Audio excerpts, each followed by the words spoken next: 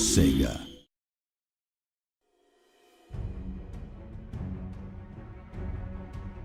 Hello and welcome to the Battle Magic Spotlight for Total War Warhammer.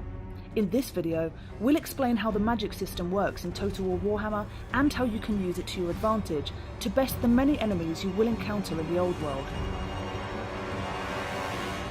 On the battlefield, characters use power from their winds of magic to cast their spells. Power is represented by the large glass orb in the bottom right of the screen. The smaller bar to the right of the orb is the power reserve. The power reserve does not recharge. However, depending on how you've upgraded certain magic users, they can use abilities that give a small boost to the power reserve, giving you just that little extra bit to get off a spell in a time of need.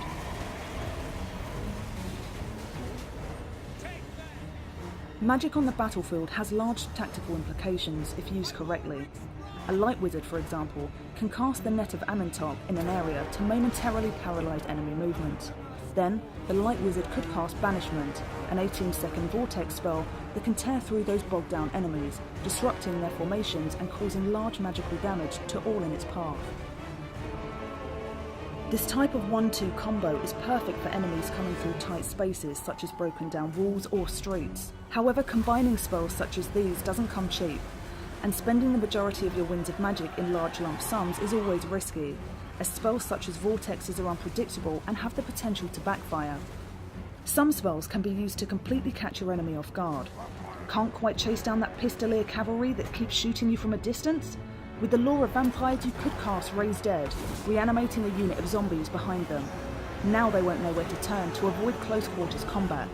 Similarly, defenders of tight streets, gates or walls can be neatly exposed to a fresh unit of zombies climbing out of the ground to wreak havoc from behind, causing fear and panic to the defenders.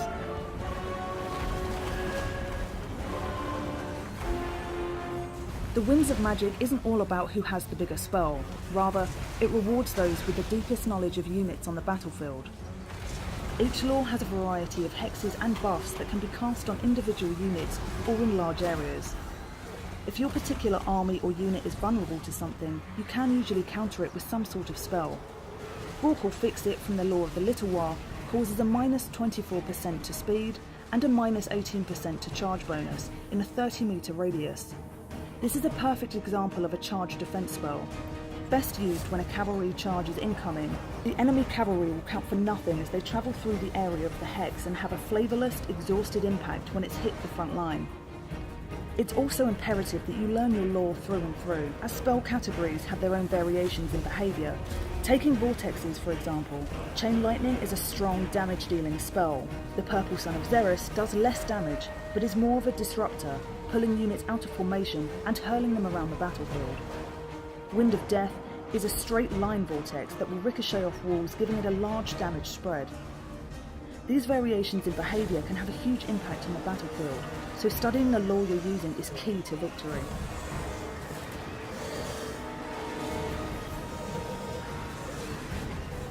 Not all races in Total War Warhammer access the Winds of Magic in the same way. The dwarves, for instance, have a natural resistance to magic and are mistrustful of the dark arts. They rely instead on runesmiths who bind the Winds of Magic to create powerful runes, which can be activated during a battle. Unlike the Winds of Magic, these runes never lose their power during a battle and can be activated after a small and brief cooldown period, making runesmiths an incredibly powerful and effective foe on the battlefield.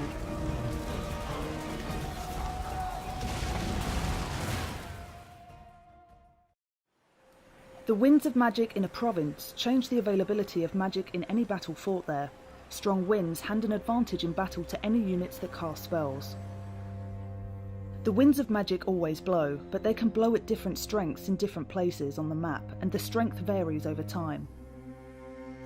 The strength of the Winds of Magic at the location of a selected army is shown on the army panel and prior to battle on the pre-battle panel.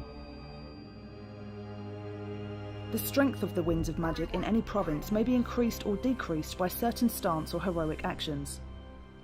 I am in ascent. There are a variety of magic users in Total War Warhammer, each with their own tech tree that allows you to choose and upgrade the spells you want to unlock for that particular character. These unique lords, heroes, and units have access to different laws of magic. A Bright Wizard, for example, has access to the Law of Fire, while a celestial wizard has access to the law of heavens. Each law of magic has 6 unique spells to choose from, some of which can be overcast. Overcasting allows for greater power and duration of spells for an increased Winds of Magic cost. However, overcasting also comes with a 50% miscast chance, meaning your spellcaster could potentially harm themselves. That's all for our Battle Magic Spotlight in Total War Warhammer. Subscribe for more Total War Warhammer videos and connect with us on social media to get the latest news and exclusive content.